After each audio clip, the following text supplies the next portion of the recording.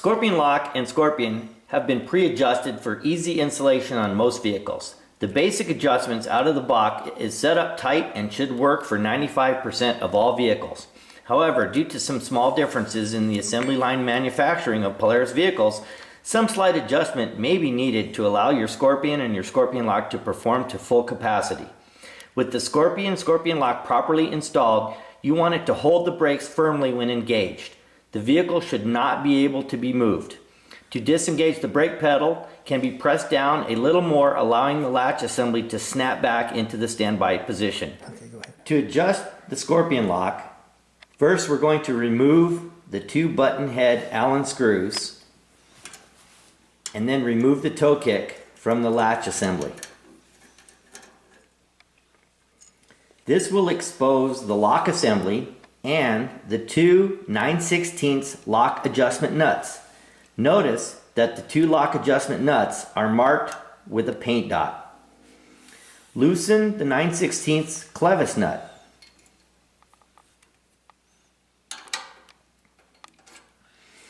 With the Scorpion Lok still mounted on the firewall, pull the assembly to the left and hold. Rotate the assembly one turn counterclockwise to loosen the holding brake pressure. One complete rotation will equal about 1/16 of an inch in adjustment. One or two complete turns will usually be enough to allow proper operation. Remember how many turns you have made. The assembly can be rotated counterclockwise up to 4 complete turns. If more than 4 turns is needed, there is a possible issue with your vehicle's brake pedal adjustment. You need to refer to your Polaris owner's manual for brake pedal adjustment. Okay. Engage the Scorpion Lok. This will help to hold the latch in place and tighten the clevis nut. Make sure the latch does not twist and stays in a level position. Loosen the top marked lock nut a few turns.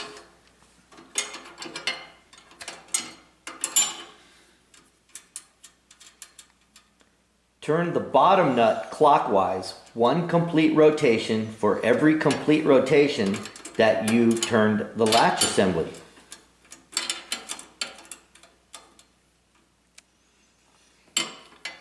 Tighten the top nut down.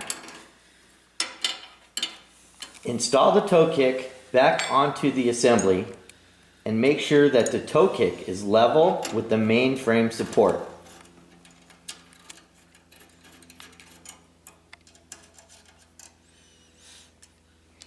Push down on the brake pedal and release your Scorpion Lok. It should snap back into the standby position. Next, we want to check the lock rod. It should not make contact with the main frame. There should be about 1/16 of an inch of gap, or just enough space to put a thin piece of cardboard between your lock rod and the main frame. A helpful hint, tearing off a flap from the white installation box works perfectly for this.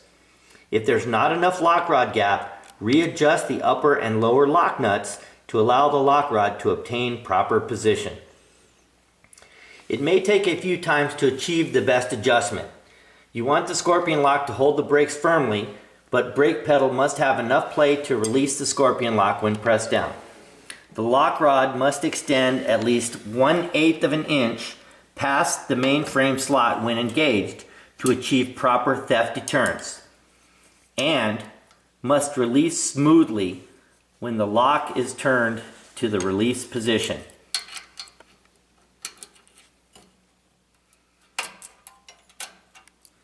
Congratulations! Your Scorpion Lok is now adjusted and ready for operation.